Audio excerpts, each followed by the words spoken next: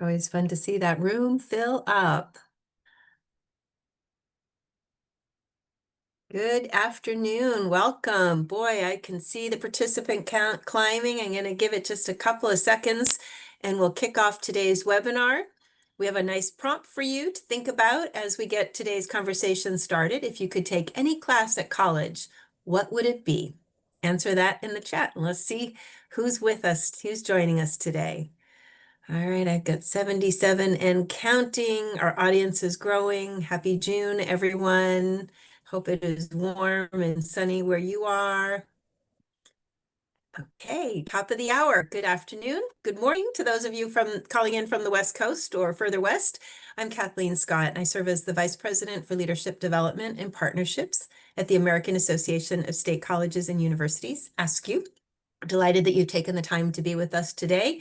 We know many of you are here with us live. Some will watch this recording at a later date so that you can be a part of a really important conversation that we're bringing you today around bridging student readiness gaps, a call to action for institutional preparedness. We all know that the pandemic has significantly disrupted the development of academic and socio-emotional readiness for students. Both of these things are crucial for student success in college and in the workforce. As a result, many K-12 students are now struggling with foundational math, reading, and socio-emotional skills, and these gaps are beginning to affect how students navigate college and the workforce. The situation may worsen before it improves, with serious implications for our students, our workforce, and our communities. To address these readiness gaps, higher education institutions must take bold steps and collaborate in order to provide more innovative ways to improve institutional preparedness. So today's conversation is led by our partners, longtime treasured partners from EAB, and I'm delighted to introduce you today to a colleague from EAB who will be leading today's conversation. Tara Zirkel serves as the Director of Strategic Research at EAB. She brings 17 years of experience working in and alongside institutions to expand opportunities for all students, no matter their starting point.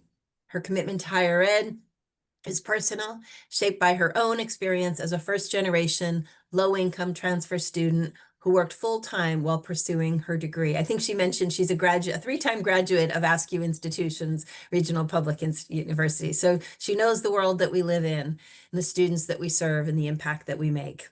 At EAB, Tara leads research on enrollment, retention, and how institutions can better support students with high levels of need. She served both as an adjunct faculty and in roles related to student success, enrollment management, and distance learning. Additionally, she's led national initiatives to strengthen college access at Raise Me and Education Design Lab. Tara holds a doctorate of education in higher ed administration and leadership from Indiana University of Pennsylvania. So Tara and EAB, thank you both for bringing today's conversation to us today. And we look forward to learning from you and engaging in this conversation with you. Take it away. Thank you. Kathleen, I appreciate the kind introduction. And again, go Hawks, IUP graduate 3 times over. Really excited to spend the next 45 minutes with all of you, both professionally and personally. I have a lot of interest in the roles that you all hold in student readiness. As Kathleen mentioned, I serve as a director of strategic research at EAB. I have a lot of focus on community colleges, students who've been historically overlooked in higher education, student success, and a gamut of other things. But personally, as Kathleen had mentioned, I was a low-income student. I was a Pell recipient. I was a student who worked full-time. I was the first in my family to go to college. So I really resonate with the work that all of you do and the students that you serve. So it's really just such a privilege to be here with all of you. So today we're going to talk a bit about student readiness. And before we do that, I'm going to take literally 30 seconds just to talk about EAB. Some of you might be familiar with us. Some of you, this might be the first time you've interacted with us. You can see at the top that our goal is to be education's trusted partner to help schools and students thrive. We do that through 6 major areas. I'm going to draw your attention to a couple because I think for some of you, it might jog your memory to who we are. You'll see on the lower right-hand side the student success bubble. If you've ever heard of tools like Navigate 360 or Starfish, that's us. We're those people. And we use those tools to really help student success professionals, faculty, and students have a common place to talk, a common place where they can communicate, and a common place that allows educators to really support students when they need support. I draw your attention to the light green square, triangle. I think it's a triangle. Data and analytics is an area that we've leaned into a lot recently. We do have a tool called Edify. It's a data warehousing tool that helps you kind of bring all those disparate data points on campus. So you have your SIS data, you have your LMS data, you have every other acronym you can think of data, and it all lives separately and doesn't talk. We help put it in a place where it can talk. And then on the upper left, you see the purple square that says institutional strategy. We do a lot of research at EAB. It is the backbone of what we do. I would argue the most important thing that we do. And with that research comes professionals that can help your institution with strategy, strategic planning, and so forth, based really in that research. So that's us in a nutshell. But moving forward, I'm really curious if any of these quotes sound like things that you're seeing at your college. So really our readiness work is rooted in quantitative data that we're finding from different data sources, but also qualitative data where we interviewed 150 education professionals to really round out this work. And this is K through 12, higher education. We interviewed employers as well to really try to get a handle on what's happening right now post-pandemic. And I can read a couple of these just very quickly if they're small. I have students who are involving their parents in roommate disputes. I've never seen anything like it. We interviewed someone that said, it seems like every day there's a student in one of our offices that's in some version of crisis. And we know that students have always experienced these things. These are not new, especially in the institutions that you work in, that see students who come from vulnerable backgrounds. What's new that we're noticing is the scale, as that more students are having these experiences, more faculty members are coming to us and saying, these students are kind of disengaged in the classroom, or student success professionals are coming to us and saying, students can't really navigate, residence life the way that they could in the past. So what we set out to do was to kind of try to understand why this was happening. And I see folks in the chat kind of saying, yeah, this resonates with me. This sounds like things that I'm seeing. So what we kind of noticed is there's two flavors of readiness that we're really going to talk about. And we're going to talk about academic readiness and socio-emotional readiness. And they're really two sides of the same coin. So if I'm struggling with my socio-emotional health, maybe I feel depressed, maybe I feel anxious, maybe I feel like I don't belong on campus, that's going to interfere with my ability to be academically successful, potentially. But really the same thing is true the other way around, where if I'm struggling in my coursework, I'm struggling with math, I'm struggling with reading, I'm struggling with my study skills, that might start to bring me down a bit, right? So these two things really feed off of each other. And to kind of stop this cycle, this cyclical phenomenon that's happening, we really need to get in there and intervene with these students and think about ways that we can support them. And you might be thinking, well, why does this matter? And I know you're all educators and some of you might be parents and you're really sensitive to this, but I do feel like it's worth saying that this is a phenomenon that has impacts beyond what we do. So we see here kind of this flow chart of disrupting learning in K through 12. And we're going to unpack some of these things that happened in K through 12, where we see declines in test scores, struggles with executive function. Then we begin to see that show up in our realm in higher education, where we're seeing students have lower college going rates. We're seeing students who are unprepared for their expectations in the classroom. We're seeing students lacking stress management skills, right? So maybe the student who was an A student when they were in high school gets a B on a paper, and that to them is a real catastrophe. And they lack the stress management skills to kind of think about that critically and say, maybe this is going to be okay. But kind of the next phase, and why I think it's important for all of us to begin to unpack this, is it's following students into the workforce. So we interviewed employers, specifically employers who were hiring new talent from colleges. And what they're telling us is, yes, these students have great academic skills, technical skills. They can come in and do tasks, but what they struggle with is what we've historically called soft skills. Things like working in groups, constructing a professional email. I had an employer tell me, I got an email that said bro at the beginning. We can't call our bosses bro. Maybe down the line, I can call my boss bro, I think, but we've known each other for a long time. But this student who's new, maybe not the best choice for them. So the work that we're doing in higher ed really helps set up our students again to be successful in the workforce. And we want to think about how we can intervene and help them have the skills that they need to really get that job that they want, to have the social mobility that they want. So we're going to talk first about academic readiness, and then second, we're going to talk about socio-emotional readiness.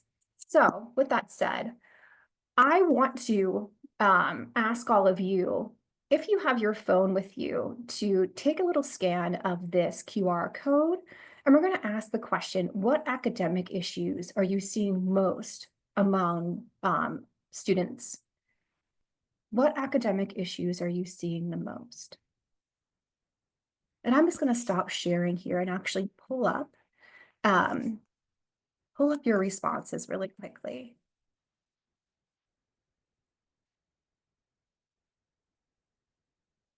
All right. And I see that they're coming in. I promise I'm going to share the screen again here in a second.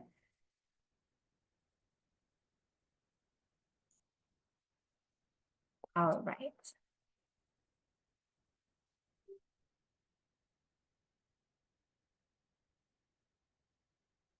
And unfortunately, I don't think it's actually going to let me share, but let me read you some of the responses that are coming out.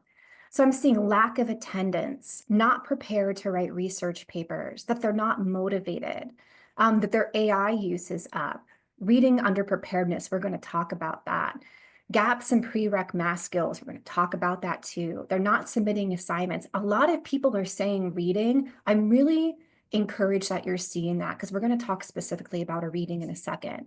Their lack of engagement, time management, pass rate of gateway courses. Sure, how do we get students through those prerequisite English and math courses is a huge deal. So the things that you're seeing are things that we're seeing at EAB. So I'm going to show you. All right. Beautiful. So we're going to talk a little bit more about this. So one thing that's impacting students' ability to be successful in your classrooms is students' absenteeism rates in high school have increased.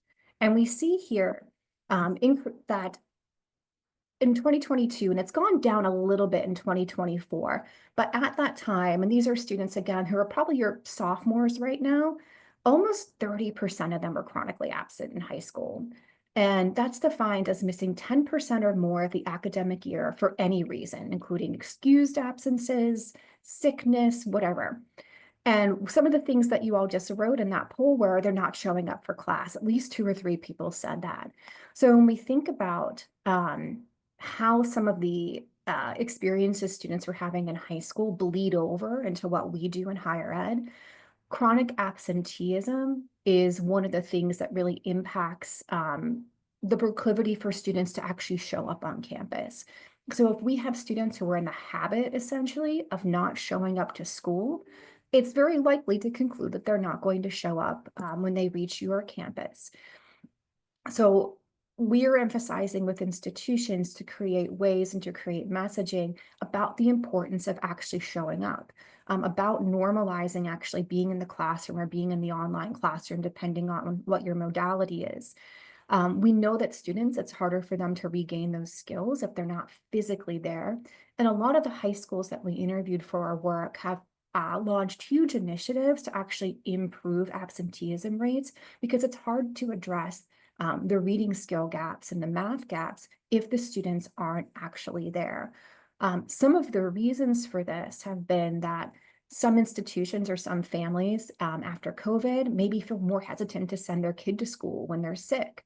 Other folks that we interviewed said some families actually just kind of fell out of the habit of sending their kids to school, especially among younger children, where they never really got in the pattern with their preschooler, their kindergarten, their first grader of actually getting up, getting dressed, and going to school every day. They didn't do that for maybe a year to 2 years, depending on where you live. So this is something that we're really monitoring. But when you have that student who doesn't show up for class, it's likely because, or maybe I shouldn't say likely, maybe because this was a habit that was disrupted during their time in high school. So with that, someone had mentioned reading skills. A couple of folks, I think actually in the survey that we just did, the most common thing that people said that they're using AI for their writing, that their writing skills have declined, that their reading comprehension has declined. What we're seeing here, and these are NAEP scores. So if you've never worked with NAEP scores, you can look them up online. They're public, kind of sometimes referred to as the nation's report card. We see a decrease in basic reading skills among fourth graders, and this is in 2022, and eighth graders in 2022. The 2024 data just came out and actually shows that some of these reading skills are actually either flat or down again. There hasn't been any recovery in reading skills. So when we look at our basic reading skills, 63% of fourth graders read at a basic level. 70% of eighth graders read at a basic level. So these are about sophomores in high school right now. If you're an institution that has dual enrollment students, and I know many of you do because you're public regionals, these are the next crop of your dual enrollment students. And in about 3 or so years, these are your freshmen. When we look to the right at reading proficiency, so a higher level of reading comprehension, again, we're seeing those same declines where only about a third of fourth graders and eighth graders in the US are reading at a proficient level. And these again are down 3% from 2019 for our eighth graders, down 2% in our fourth graders. And again, a little more slippage, about 1% more slippage this year, or in 2024 compared to what you see here. So this is something I think a lot of us, when we think about the interventions, the academic interventions we have for students, have spent a lot of time in math, which is great. We want to get them through prereq math. Many of you probably, again, your institutions have done co-requisite work here, a lot of interventions. That's great. And we should continue to do that. We shouldn't disrupt that. However, there might be something to be said about how do we apply that same lens to reading and writing? Are there things we can take from what we've learned about math interventions and apply them to this discipline as well? And one thing I've been personally thinking a lot about is, as a culture, it's sort of socially acceptable to say math is hard. And I think, and if I was here to have you do a show of hands, a lot of us probably at least once in our life have said, math is hard, or I'm not good at math, or, math's just not my thing. And I think when people say that, they're like, yeah, that sounds reasonable, right? That math is hard. It's a totally different thing to say, I can't read. Reading is hard. Reading is just not my thing. And I think many of our students might struggle to ask for help with their reading comprehension and their writing skills because that same social dynamic doesn't exist. So really, I think the call to action here is to think about, how do we provide supports to students? How do we destigmatize asking for support in reading, knowing that our students really need this help? And how do we apply perhaps at our institution some of the things we've learned about math and take that lens and apply it to reading? And again, I know AI adds another layer of difficulty to this, or maybe not difficulty, difference to this, and thinking about ways that we can be good stewards of AI and teach students how to use it responsibly. There might be ways to use AI to help students be better writers, but we have to think really intentionally about what that might look like. We also see math score. So I'm going to explain what this, a lot of numbers on this chart, and we'll explain. So on the left-hand side, we see ACT college readiness scores, and I'd point you to the math scores, which are on the right-hand side. The light green bar is 2019, the dark green bar is 2023. So these are about maybe sophomores to you right now. And we'll see in 2023, only 30% of students who took the ACT reached a college readiness level compared to 39% in 2019. That's a 9% drop in readiness in a matter of 4 years. If you look further down the continuum, and again, these are students who are going to be at minimum your dual enrollment students soon, and then in the future, potentially, your degree seeking students.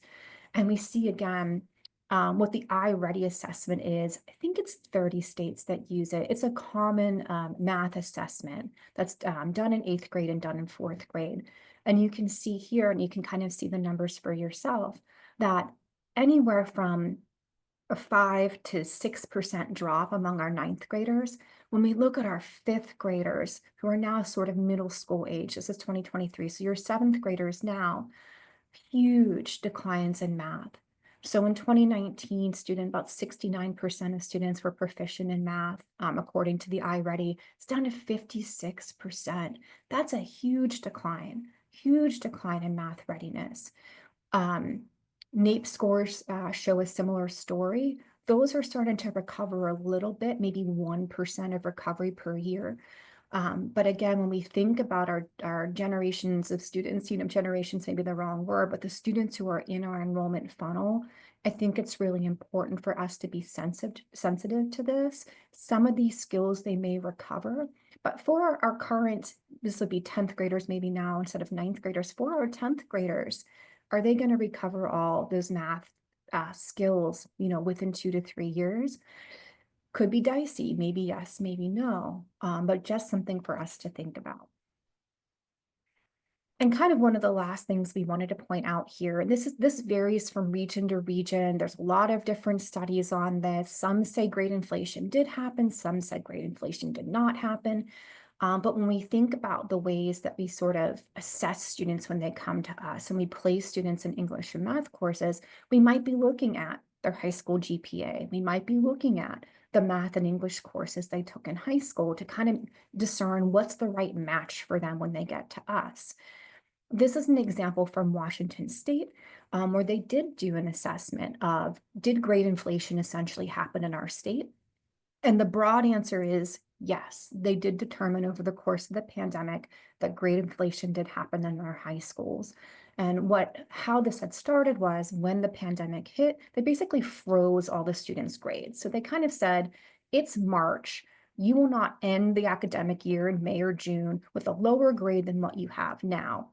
If I'm in 10th grade, 11th grade, and I have an A in math, and I know I'm going to have an A in math at the end of the semester, and there's a global pandemic going on, I might be a little disengaged from math. That's me personally. I'm sure many students were very diligent.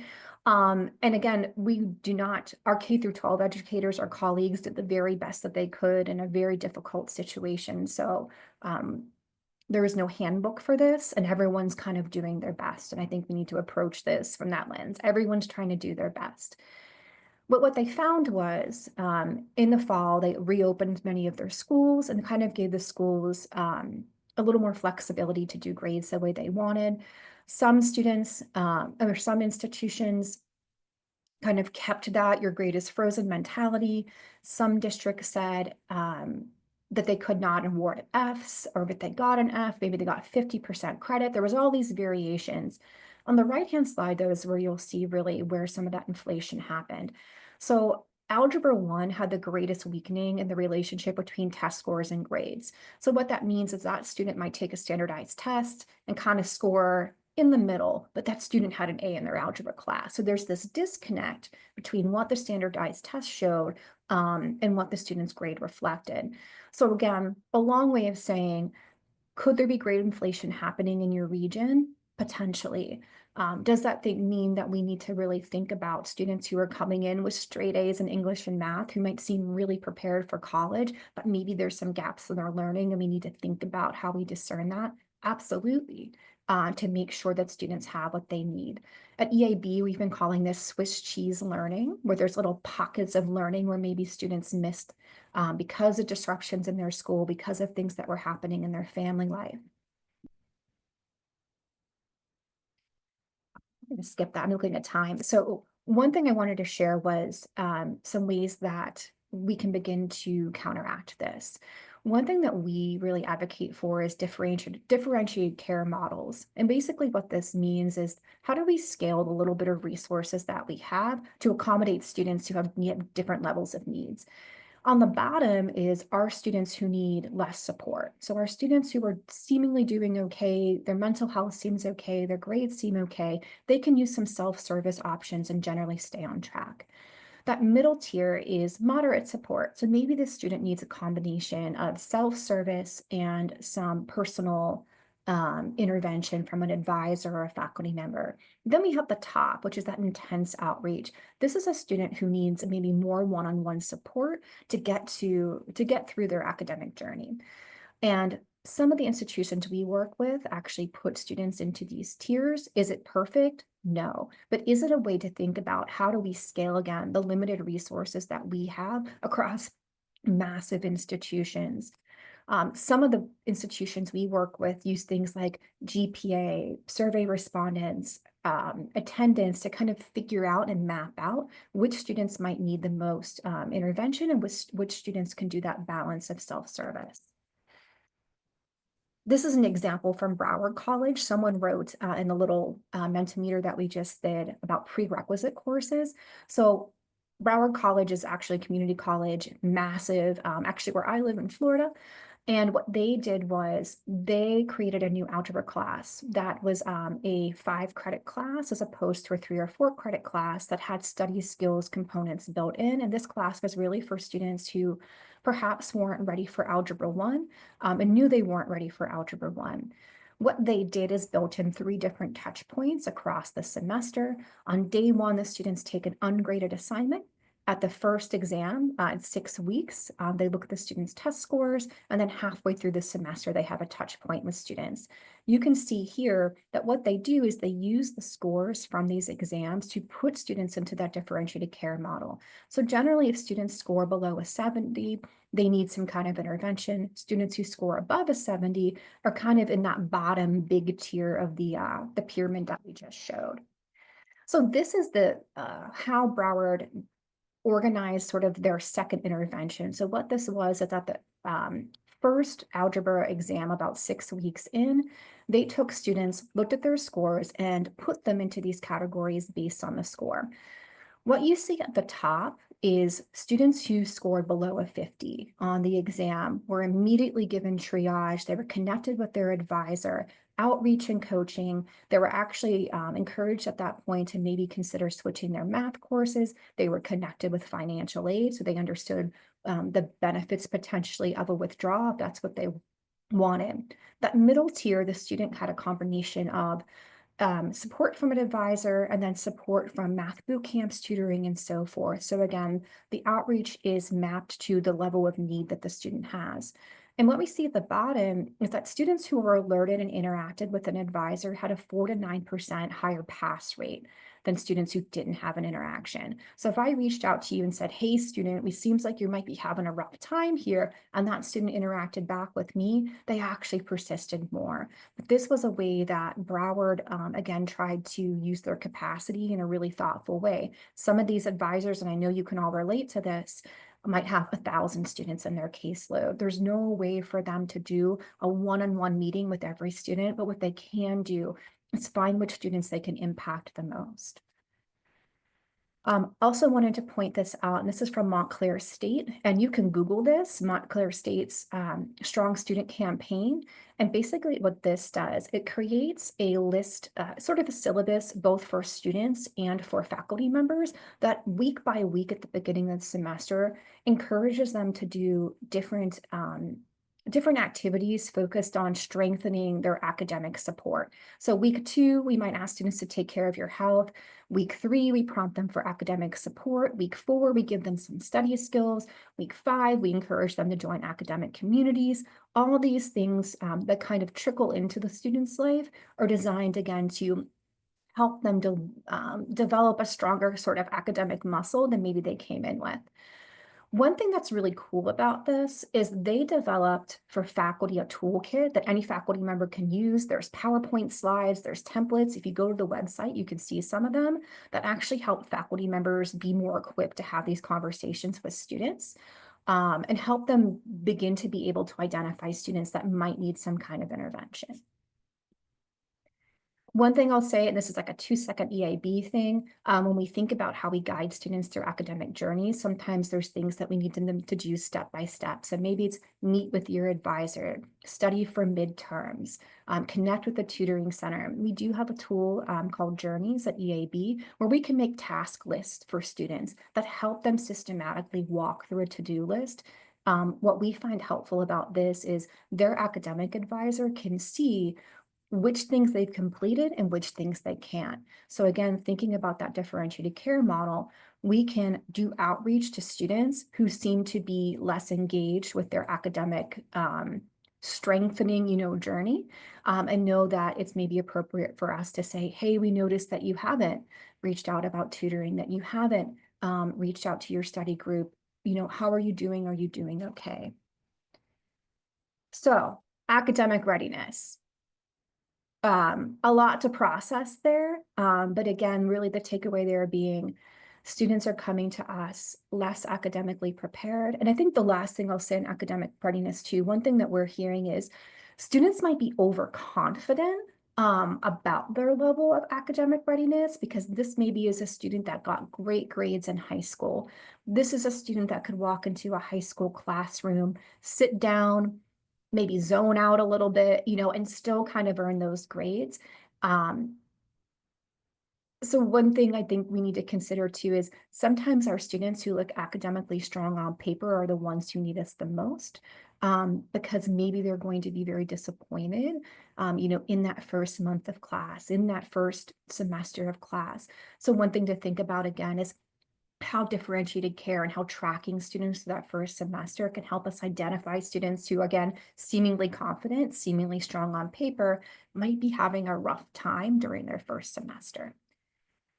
So moving forward, lots to cover. I want to talk a bit about socio-emotional readiness as well. And if you remember from the beginning, there's that cyclical relationship where if I'm struggling academically and I'm not feeling great about it, that's going to affect my mental health, and vice versa. If my mental health is something that I'm trying to carry and it feels heavy, it's going to impact my ability to be successful in class. So let's talk about it. So have another one of these surveys if folks want to take their phones out, scan this QR code. I apologize, the slide isn't sharing, but I'm going to stop sharing just for a minute so I can read you what some of your peers are saying. So take a minute, scan that. Oh, you know what? I'll put it back up so you can see. You might not have grabbed the code in time. Let's put it back up. Perfect. So there's the code. And let's see what your peers are saying. So folks are saying students can't manage conflict.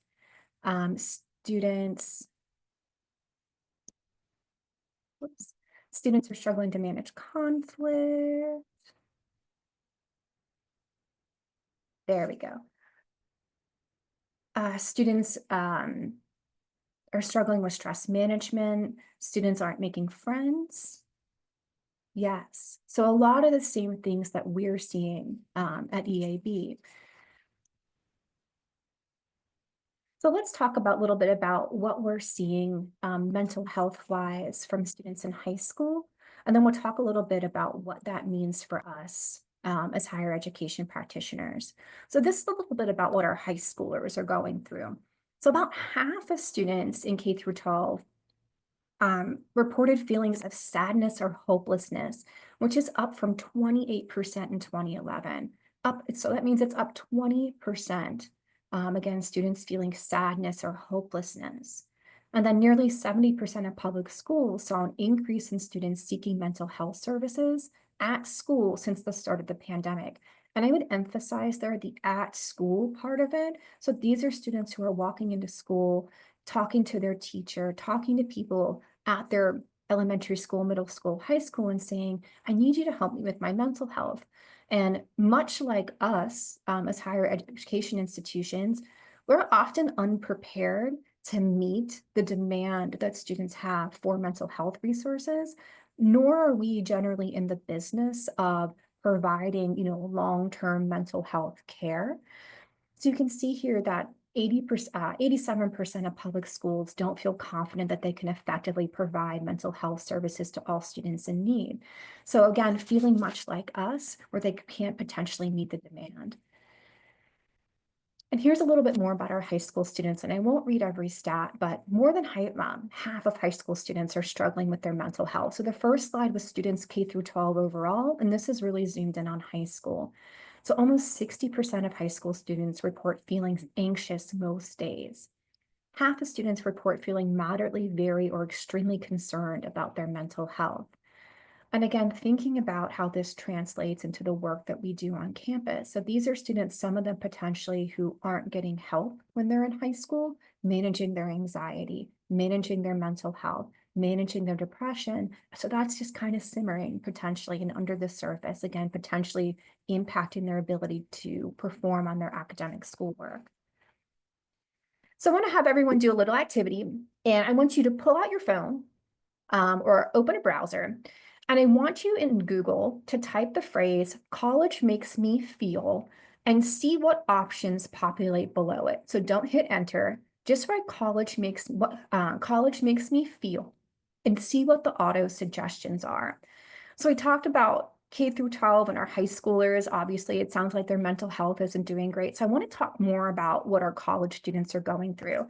And I'd love in the chat if you can post some of the things that you're seeing. Yeah, so college makes me feel stupid. Yeah, stupid, like a failure, right? Dumb, worthless, depressed, lonely. This means that this is what our students are searching on Google. They're saying into Google, college makes me feel anxious, overwhelmed, worthless. That says something. And I'll go to the next slide. So this is what mine told me.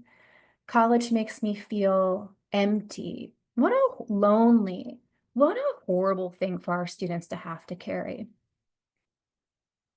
So I just want us to kind of consider what our students are carrying with them when they walk on campus. I encourage you to do this activity with other folks at your institution as an empathy building exercise, because again, this means this is what our college students are searching for.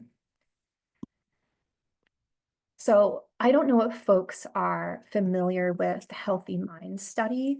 This is public. You can go on their website, you can Google Healthy Minds, and you'll find this research. It's public, hundreds of colleges participate, but it gathers mental health information about college students, college-age students.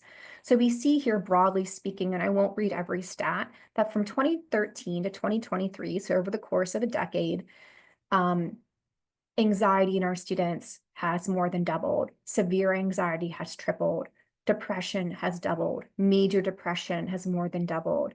Has seen a therapist in the past year, which I would argue is probably a good thing, has more than doubled. So some of this is definitely because there has been some mental health has been destigmatized, but some of this is probably because students really are feeling more anxious, more depressed. So again, thinking about, and I know you all see this on campus and you experience this every day, but it is real that this is happening, that our students are struggling more with anxiety, depression, and stress. So how does this manifest on campus?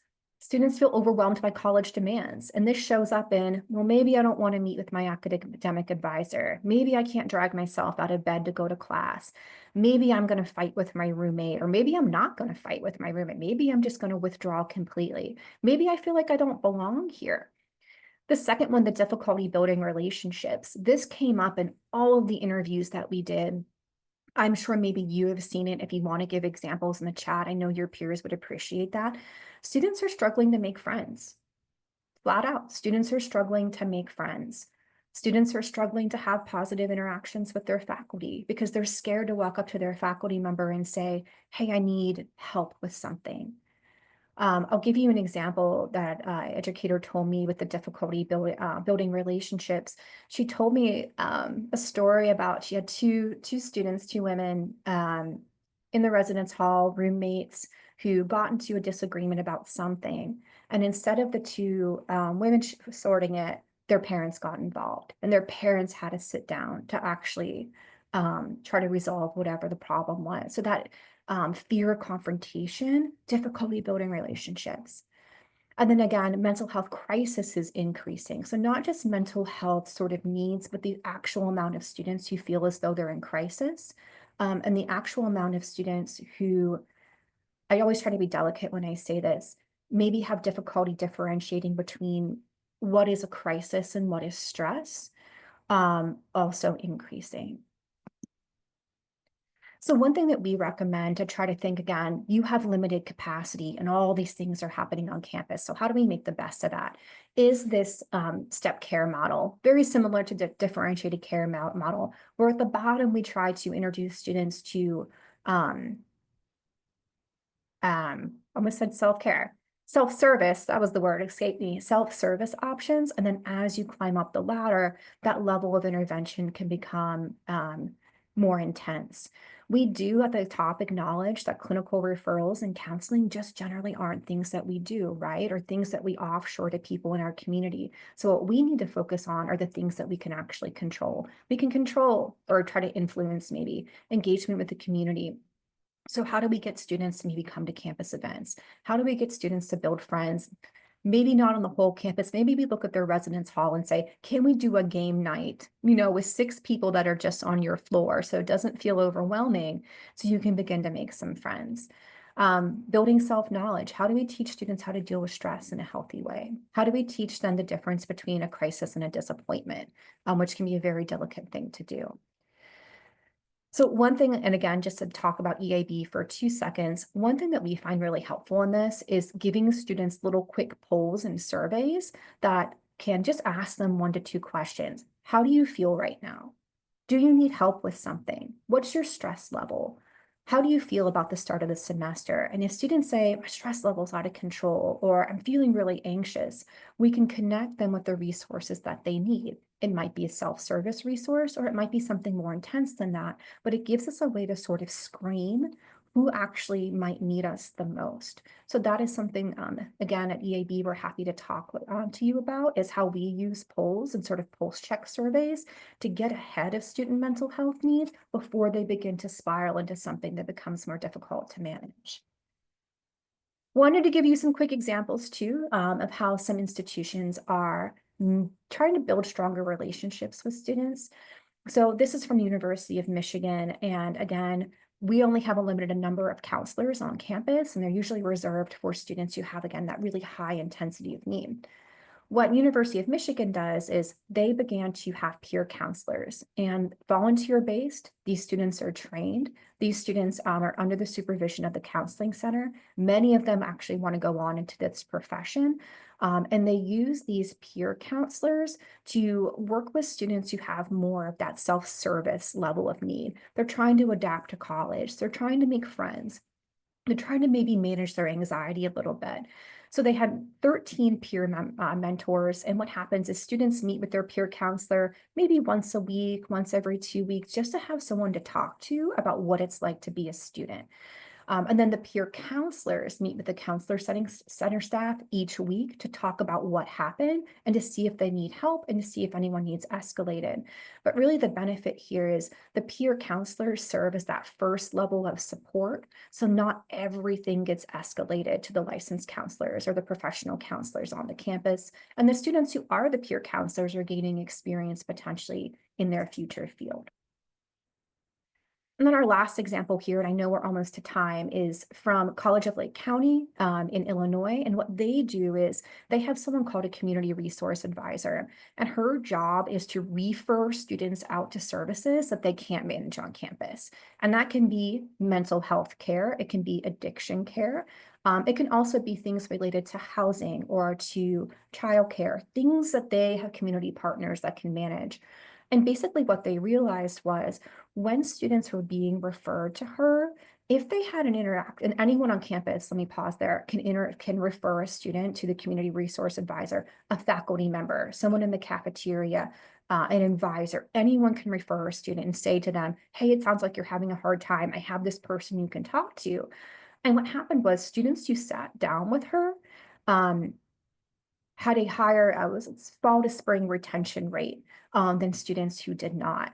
And students who had that 78% fall to spring retention rate, that's the same as that's on pace for the institution. So retaining at the same rate because potentially of this intervention from the community resource advisor. The last thing I'll kind of say here too is we know that students come to you with a lot of questions and it's hard to scale your responses. Your email gets full, your chat gets full, your phone line blows up. Students want services after hours. One thing that we're happy to help with at EAB is we do have a knowledge agent that can help students navigate things at your institution and actually make recommendations on next steps. So if a student says, where is the mental health center? The agent isn't just going to say, oh, it's an XYZ building. They're going to say, oh, it's an XYZ building, and can I help you make an appointment?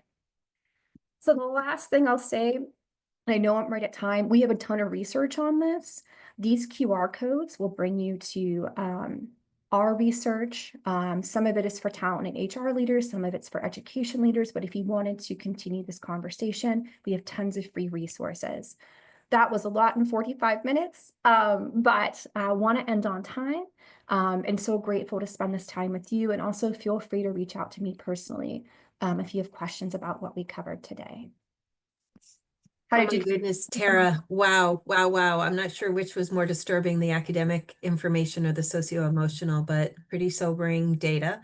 And a profound call to action. So with resources and ideas. So thank you for being with us and sharing this research and all of these resources. As we've mentioned in chat, the deck, the recording, the additional resources that Tara has mentioned will be sent to all participants that were registered and that joined us today. Please share it widely with your community, with your colleagues. This data will help us all be better prepared to help our students succeed. Thank you to EAB for your ongoing support of ASCU and all of our communities and all of the campuses that are part of our commitment to making all students successful. We have lots of other opportunities for you all who have joined us today to connect with ASCU. Don't forget that our summer meeting is coming up in Indianapolis. We'll have a 2-day American Democracy Project Summit and our ASCU summer meeting for academic and student affairs professionals. So we'll make sure the links to register are included in your follow-up email and hope to see many of you in Indianapolis or online in the coming weeks. Thank you, Tara, so very, very much. Thank you all. It was a pleasure to be here. Have a great day, everyone.